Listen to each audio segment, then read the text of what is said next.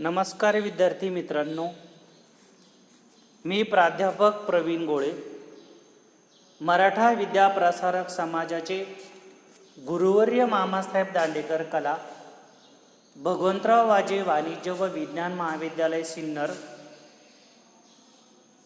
FY BCom ग्राहक संरक्षण, chapter क्रमांक 1, लेक्चर क्रमांक 5.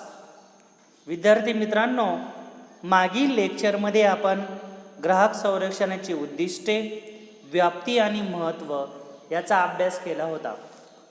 यानंतर पुढील मुद्दा आपला आहे ग्राहक हक्क आणि मानकीकरण. आता ग्राहक हक्क म्हणजे नेमकं काय? मागील लेक्चरला मी सांगितलं होतं की जगातील प्रत्येक व्यक्ती हा ग्राहक आहे. आता हक्क म्हणजे नेमकं काय? आपण आपल्या कुटुंबामध्ये वावरत असताना जर दुर्दैवाने आपल्या घरामध्ये पालकांबरोबर वाद निर्माण जर झाले तर आपण त्यांना म्हणतो की माझा सुद्धा या संपत्तीमध्ये, या घरामध्ये आणि तुमच्यावर हक्क आहे. तसंच ग्राहक जेव्हा बाजारपेठेमध्ये वस्तू आणि सेवा खरेदी करण्यासाठी जात असतो तेव्हा त्या ग्राहकांना बाजारपेठेमध्ये ग्राहक संरक्षण कायद्याने काही हक्क प्राप्त करून दिलेले आहेत. यामध्ये वस्तू निवडीचा हक्क असेल, वस्तूची चौकशी करण्याचा हक्क असेल, वस्तूंचं शिक्षण घेण्याचा हक्क असेल, प्रशिक्षण घेण्याचा हक्क असेल. तसंच मानकीकरण म्हणजे नेमकं काय? मानकीकरण म्हणजे ज्याला आपण इंग्रजीमध्ये म्हणतो किंवा इंग्लिशमध्ये म्हणतो स्टँडर्ड. स्टँडर्ड म्हणजे प्रमाण.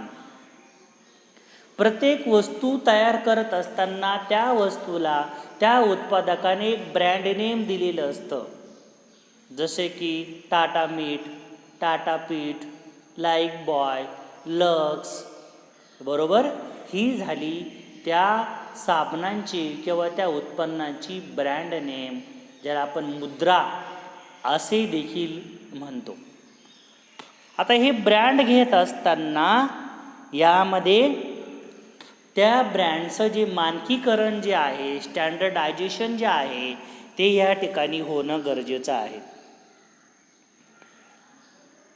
प्रामुख्याने कोणत्याही उत्पन्नाची जी गुणवत्ता आहे ही सुनिश्चित करण्यासाठी ग्राहकांनी प्रमाणीकरण चिन्हासह उत्पादन खरेदी करणं आवश्यक आहे.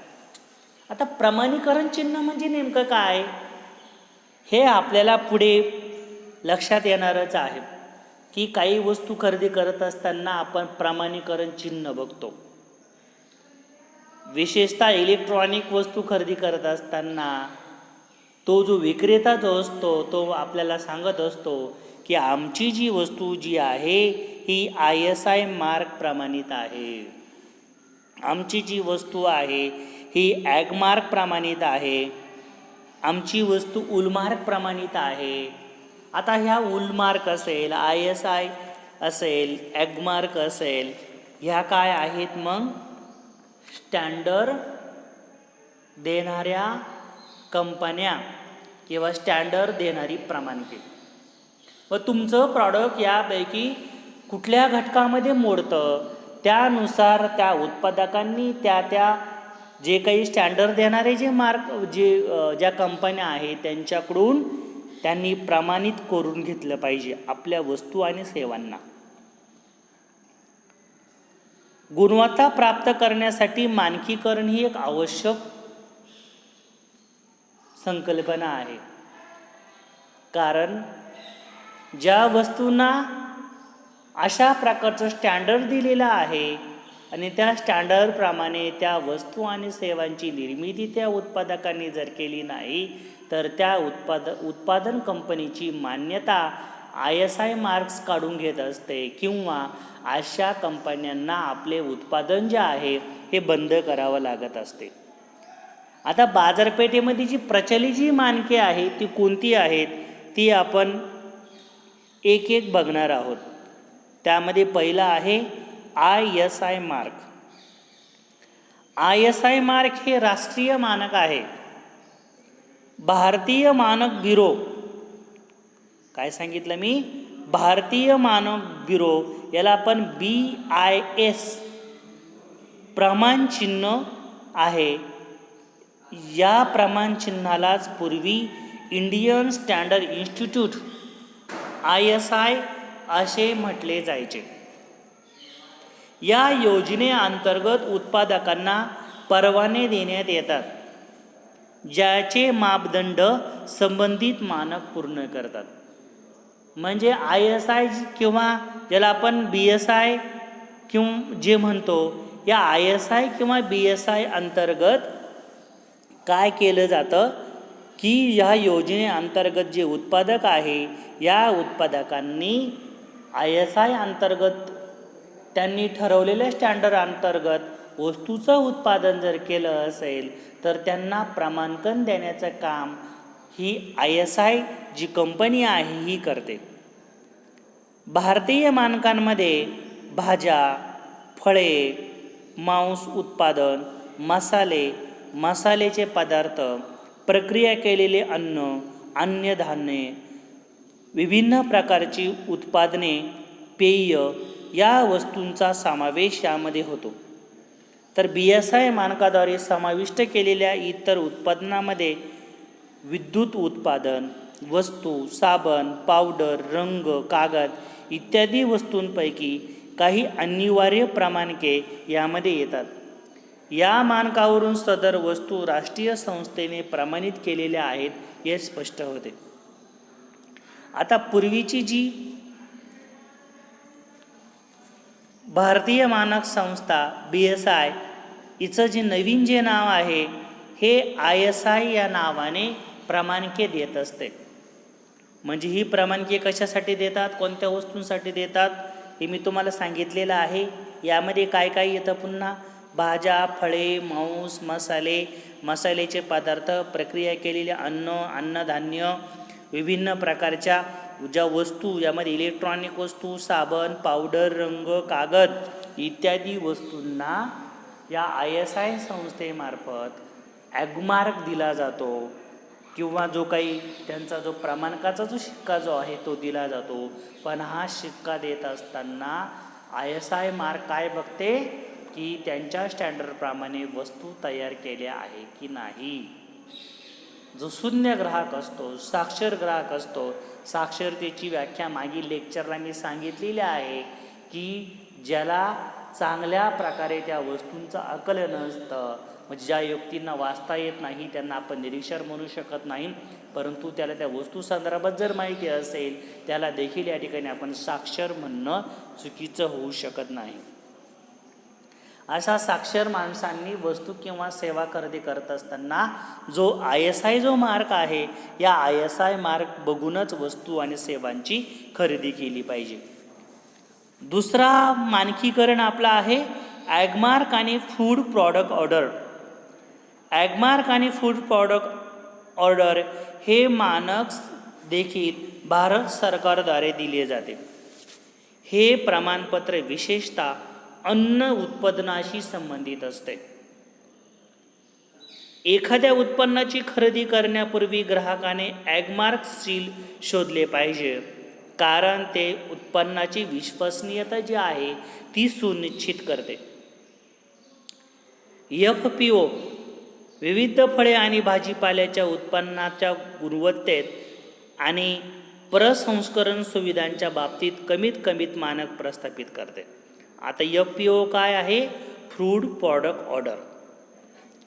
ही संस्था जी आहे ही ॲग्मार्क अंतर्गत विविध फळे आणि भाजीपाल्याच्या उत्पन्नाच्या बाबतीमध्ये स्टँडर्ड देण्याचं काम करते. फूड प्रॉडक्ट ऑर्डर सुविधांच्या बाबतीमध्ये कमीत मानक प्रस्थापित करते. म्हणजे हे मानक देण्याचं प्रमाण अतिशय कमी आहे.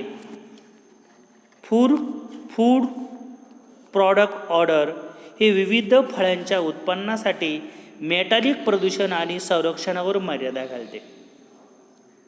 आता यामध्ये जी विभिन्न प्रकारची फळं आणि भाजीपाला जो शेतकरी जो पिकवत असतो, या फळं आणि भाजीपाल्यांवरती प्रक्रिया करून ड्रायफ्रूट बनवण्याचं काम ज्या कंपन्या करतात, ह्या कंपन्यांना अशा प्रकारचे फूड प्रॉडक्ट ऑर्डर किंवा ॲगमार्क देण्याचं काम या ठिकाणी केलं जातं.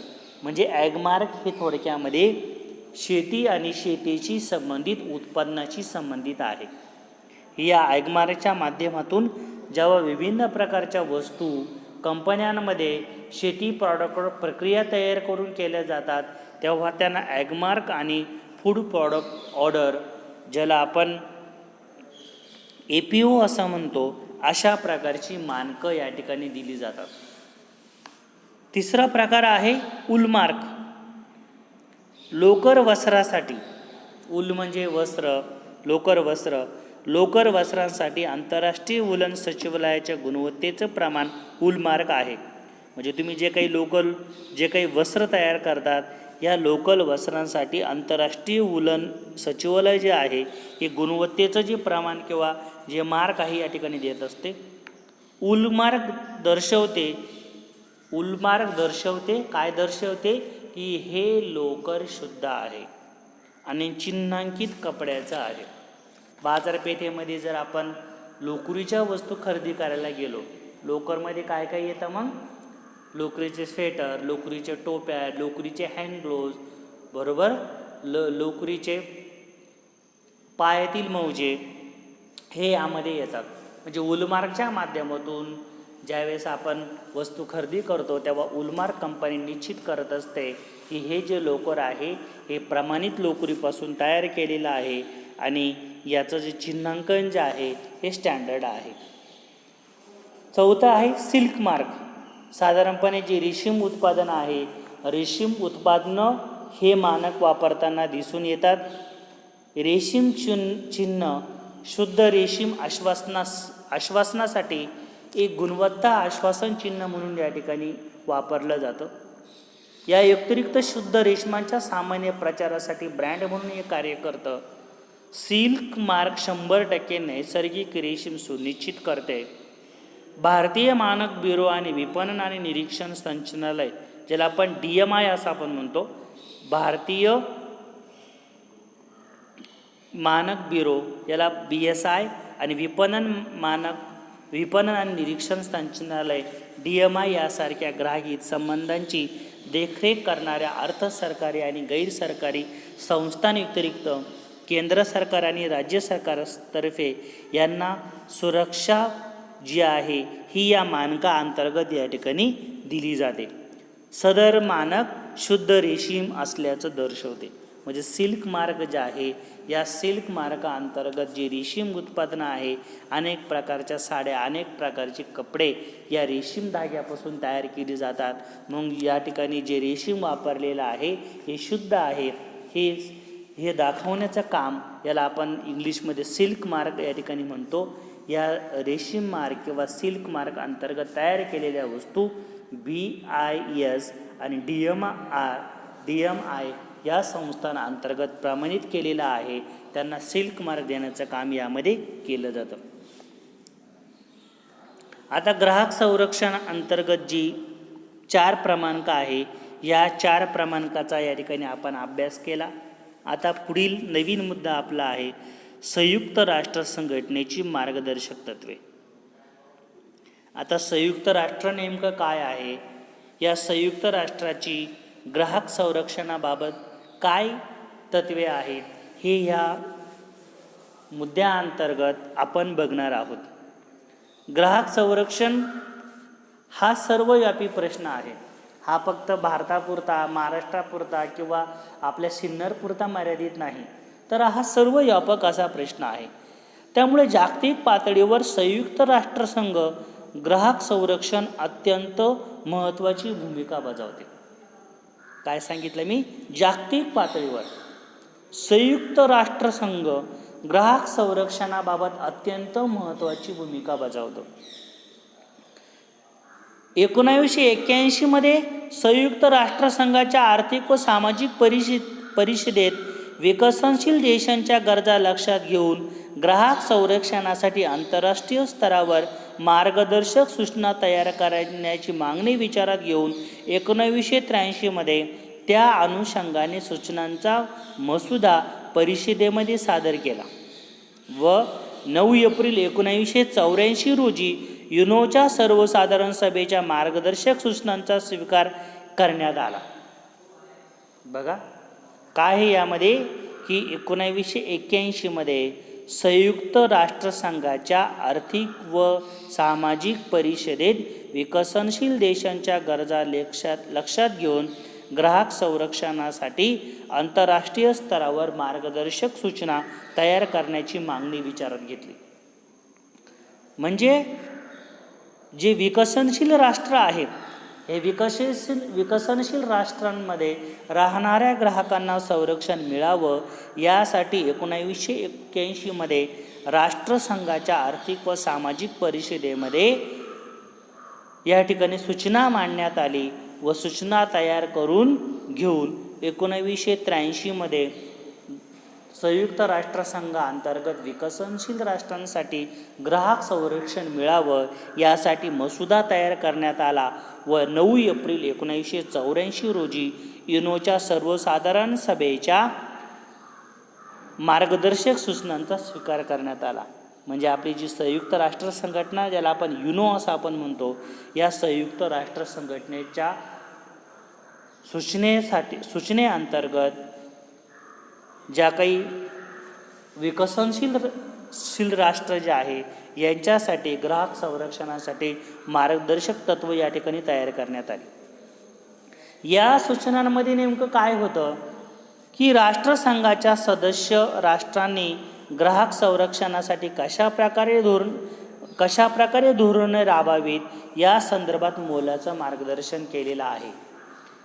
आता संयुक्त राष्ट्र संघटना जी आहे या संयुक्त राष्ट्र संघटना नेमकी काय आहे की आपण जसं भारतामध्ये राहतो तसं जगामध्ये अनेक प्रकारची राष्ट्र आहेत. या जगातील राष्ट्र ही एकमेकांबरोबर संबंधित आहे. कोणत्या कारणाने? व्यापाराच्या कारणाने. कोणत्या कारणांनी? एकमेकांना देवाणघेवाण करण्याच्या कारणाने. त्याचबरोबर एखादी जागतिक समस्या निर्माण झाली. आतापर्यंत अनेक प्रकारच्या जागतिक समस्या निर्माण झाल्या. यामध्ये प्रदूषण, दहशतवाद, भ्रष्टाचार, फसवेगिरी, आतंकवाद, अनेक प्रकारचे साथीचे आजार आणि आता संपूर्ण जगाला या साथीच्या आजाराने ग्रासलेला आहे तो म्हणजे कोविड-19, ज्याला आपण कोरोना असं आपण म्हणतो. आता ही काय झाली? जागतिक स्तरावरची समस्या झाली. आता या जागतिक समस्येवर जर तुम्हाला उपाययोजना जर सुचवायची जर असेल तर राष्ट्रांनी एकत्र येणं अपेक्षित आहे की नाही? राष्ट्रांनी एकत्र येणं अपेक्षित आहे. अशाच अनेक प्रकारच्या भूमिकेच्या माध्यमातून संयुक्त राष्ट्र संघटना याची स्थापना या ठिकाणी झालेली आहे. यामध्ये संयुक्त राष्ट्र संघटनेच्या माध्यमातून जो ग्राहक संरक्षण आहे या ग्राहक संरक्षणावर लक्ष देण्याचं काम या संयुक्त राष्ट्र संघटनेने या ठिकाणी केलेली दिसून येते की जेणेकरून जगामध्ये जी विकसनशील राष्ट्र आहेत, भारतामध्ये जगामध्ये जर बोटं मोजण्यासारखी राष्ट्र जर सोडली तर बरीचशी राष्ट्र विकसनशील आहेत. या विकसनशील राष्ट्रांची प्रगती होण्यासाठी ग्राहकांना संरक्षण मिळणं गरजेचं आहे. या भावनेतून या संयुक्त राष्ट्र संघटनेने ग्राहक संरक्षणाबाबत मार्गदर्शक जी तत्वे आहे या मार्गदर्शक तत्वांची अंमलबजावणी या ठिकाणी केलेली दिसून येते. या ग्राहक संरक्षण अंतर्गत ग्राहकांचे हक्क आणि संरक्षण याबाबत जागतिक पातळीवर जागरूकता निर्माण व्हावी आणि सर्व देशांनी ग्राहक संरक्षणासाठी योग्य त्या उपाययोजना कराव्यात. हा संयुक्त राष्ट्रसंघाच्या ग्राहक संरक्षण मार्गदर्शक सूचनांमागील प्रमुख उद्देश होता. पुन्हा एकदा प्रमुख उद्देश मी सांगतो की ग्राहकांचे हक्क व त्यांचे संरक्षण याबाबत जागतिक पातळीवर जागरूकता निर्माण व्हावी आणि सर्व देशांनी ग्राहक संरक्षणासाठी योग्य त्या उपाययोजना कराव्यात, हा संयुक्त राष्ट्रसंघाच्या ग्राहक संरक्षण मार्गदर्शक सूचनांमागील प्रमुख उद्देश आहे. या सूचनांनुसार संयुक्त राष्ट्रांनी आपापल्या देशातील अंतर्गत परिस्थिती लक्षात घेऊन ग्राहक हित संबंधाचं संरक्षण करणं अभिप्रेत आहे. म्हणजे संयुक्त राष्ट्रसंघाची मार्गदर्शक तत्वांचा अवलंब करून त्या राष्ट्रांनी आपल्या देशामध्ये ग्राहक संरक्षणासाठी जी मार्गदर्शक तत्व आहे, या मार्गदर्शक तत्वांची अंमलबजावणी यामध्ये केली गेली पाहिजे. आता जे संयुक्त राष्ट्र जे आहे, या संयुक्त राष्ट्र आणि ग्राहक संरक्षण या संदर्भामध्ये पुढील मुद्दा या ठिकाणी आपण घेत आहोत की संयुक्त राष्ट्र आणि ग्राहक संरक्षण. युनोच्या 1985च्या सूचनांमध्ये ग्राहक संरक्षणाबाबत विविध राष्ट्रांनी कशा प्रकारचे धोरण राबवावे याबाबत मौलिक मार्गदर्शन केलं आहे. युनोच्या सदस्य देशातील व्यापार, गुंतवणूक व विकास प्रश्नांबाबत सखोल विचार केला आहे. 1980मध्ये युनोच्या प्रतिबंधक व्यापार पद्धती व सदस्य देशांनी मान्य होतील अशा समान हक्क तत्वावर आधारित व्यापार पद्धती संबंधात बरेच काम केलेलं आहे. 1985मध्ये संयुक्त राष्ट्रसंघाने ग्राहक संरक्षणासाठी मार्गदर्शक सूचना जारी केल्या व 1999मध्ये त्याचा विचार या ठिकाणी करण्यात आला. आता युनो जो आहे, या युनोतर्फे पुढील क्षेत्रामध्ये सदस्य देशांसाठी तांत्रिक सहाय्य व क्षमता वर्धन उपक्रम चालवले जातात. आता कोणते कोणते उपक्रम चालवले जातात ते आपण बघूया. म्हणजे युनो जे आहे, ही संयुक्त राष्ट्रसंघाअंतर्गत येणाऱ्या विकसनशील राष्ट्रांसाठी ग्राहक संरक्षण निर्माण व्हावं यासाठी काय काय उपक्रम राबवते, काय काय तांत्रिक सहाय्य करते ते आपण बघणार आहोत. त्यामध्ये हा मुद्दा आहे. त्यामध्ये मध्ये मुद्दा क्रमांक 1, ग्राहक संस्थांना सहाय्य.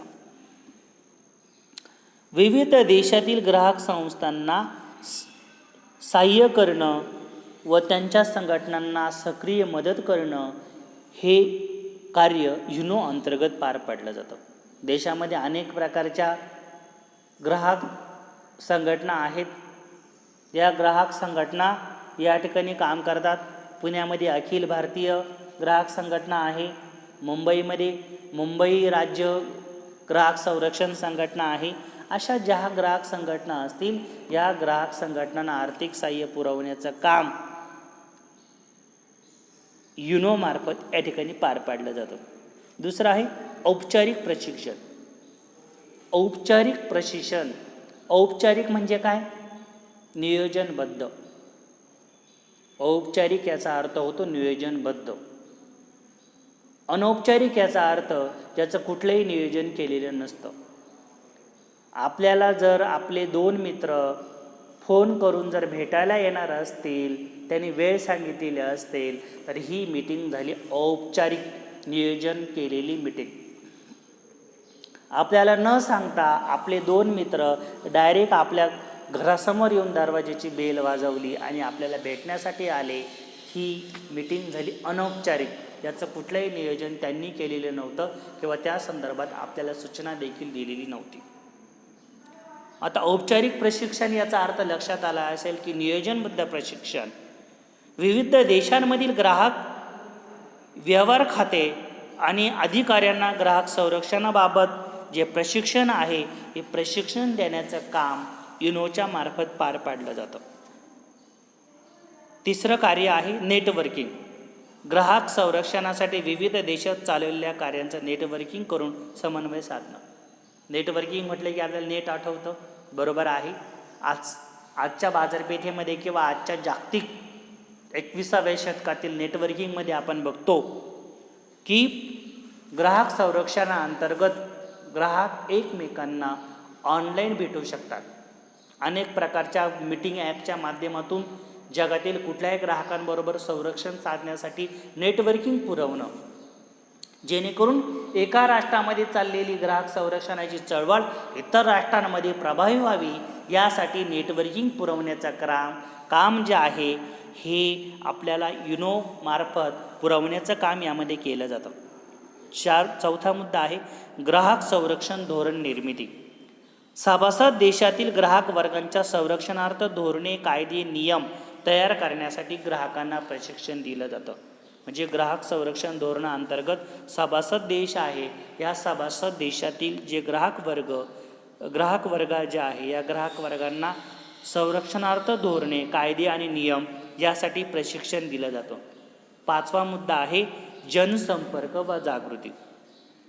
सभासद देशामध्ये ग्राहकांमधील जनसंपर्क वाढवणं, जागृती निर्माण करणं यासाठी विविध मार्गांचा अवलंब केला जातो. भारतामधील जी जागो नावाची जी ग्राहक संरक्षण संस्था जी आहे यामार्फत जनसंपर्क व जागृती केली जाते. अनेक प्रकारच्या जाहिराती देऊन ग्राहकांना जागृत करण्याचा प्रयत्न यामध्ये केला जातो. आणि सहावा मुद्दा आहे बाजारपेठ सर्वेक्षण. तर बाजारपेठ सर्वेक्षणाअंतर्गत विभिन्न प्रकारची जी काही बाजारपेठेतील सर्वेक्षण आहे या सर्वेक्षणाचा जो अभ्यास जो आहे हा यामध्ये केला जातो की जेणेकरून बाजारपेठेमध्ये ग्राहकांना कुठल्या संरक्षणाची गरज आहे, ग्राहकांची कुठल्या क्षेत्रामध्ये पिळवणूक होत आहे याचा अभ्यास यामध्ये केला जातो. आता युनो जी संघटना आहे या युनो संघटनेमध्ये ग्राहकांना काही हक्क जाहीर करण्यात आलेले आहेत. या अगोदर काही त्रोटक हक्क मी तुम्हाला सांगितले. आता ग्राहकांचे हक्क नेमके काय आहेत ते 1 बाय 1 मी तुम्हाला सांगतो. पहिलं, निवड करण्याचा अधिकार. कसली निवड? वस्तूंची निवड. कोणत्या वस्तूंची निवड? बाजारपेठेमध्ये आपण गेलो तर आपल्यासमोर अनेक प्रकारच्या पर्यायी वस्तू दिसतात. आपण बाजारपेठेमध्ये गेलो दुकानदारांना जर सांगितलं की 5 रुपये किमतीचा पेन मला दाखवा, तो आपल्यासमोर 10-15 प्रकारच्या कंपन्यांचे पेन आणून ठेवतो. यापैकी कुठला लागेल तो घ्या. म्हणजे निवड करण्याचा हक्क. तक्रार निवारणाचा हक्क. दुसरा काय? तक्रार निवारण. ग्राहकांनी काही तक्रार केली, ग्राहकांची काही फसवणूक झाली तर यासाठी जिल्हा स्तरावर जिल्हा मंच, राज्य स्तरावर राज्य मंच, राष्ट्रीय स्तरावर राष्ट्रीय मंचाची स्थापना केलेली आहे. तुमच्या नुकसानीचं स्वरूप व किंमत किती आहे यानुसार तुम्ही जिल्हा मंच, राष्ट्रमंच आणि राज्यमंच यांच्याकडे तुम्ही तक्रार करू शकता. तिसरं, ग्राहक शिक्षणाचा हक्क. ग्राहकांना वस्तूचं शिक्षण मिळावं, प्रशिक्षण मिळावं हा हक्क आहे. चौथं, सुरक्षितेचा हक्क. वस्तूपासून संरक्षण मिळावं. काही स्फोटक पदार्थ आपण घरामध्ये वापरतो, घरामध्ये असणारा गॅस, या गॅसपासून संरक्षण मिळवण्याचा अधिकार हा ग्राहक संरक्षणाअंतर्गत युनोने प्राप्त करून दिलेला आहे. पाचवा अधिकार आहे, हक्क आहे शाश्वत पर्यावरण प्राप्त करण्याचा अधिकार. एखादी कंपनी, एखादं उत्पादक यापासून पर्यावरणाचं काही नुकसान होत असेल तर त्या नुकसानीपासून संरक्षण मिळवणं, शुद्ध वातावरण मिळवणं हा ग्राहकांचा हक्क आहे. प्राथमिक गरजा पूर्ण होण्याचा अधिकार. आपल्या काही प्राथमिक गरजा असतात, अन्न, वस्त्र, निवारा या ग्राहकांच्या प्राथमिक गरजा आहे. म्हणून कुठल्याही उत्पादक कंपनीनं जे देश अविकसनशील आहेत, दारिद्र्य रेषेमध्ये आहेत, अशा देशांमध्ये अन्न, वस्त्र आणि निवारा या वस्तूंचं उत्पादन ग्राहकांसाठी कंपन्यांनी अगोदर करावं. यासाठी हक्क मागण्याचा अधिकार ग्राहकांना आहे. ग्राहकांची बाजू किंवा विचार ऐकून घेण्याचा अधिकार. ग्राहकांनी वस्तूबाबत काही विचार मांडले असतील, काही आपल्या बाजू मांडल्या असतील, या विचार आणि बाजू मांडण्याचा हक्क देखील या ठिकाणी आहे. आठवा हक्क आहे उपभोग वस्तू सेवांविषयी माहिती प्राप्त करण्याचा हक्क. विशिष्ट वस्तू तयार झाल्यानंतर तिच्यामध्ये कोणते घटक आहेत, विशिष्ट सेवा दिल्यानंतर विक्रेतर सेवा कोणत्या प्रकारे ग्राहक आपल्याला उत्पादक आपल्याला देणार आहे या संदर्भातील माहिती मिळवण्याचा हक्क या ठिकाणी आहे. युनोतर्फे जे काही विभिन्न प्रकारचे उपक्रम चालवले जातात त्यातील उपक्रम, त्याच्यामधले 6 मुद्दे आणि ग्राहकांचे हक्क या ठिकाणी आपण संपवलेले आहेत. पुढील मुद्दा संयुक्त राष्ट्रसंघाची ग्राहक संरक्षणाची उद्दिष्टे हे आपण पुढील लेक्चरला कंटिन्यू करणार आहोत. धन्यवाद.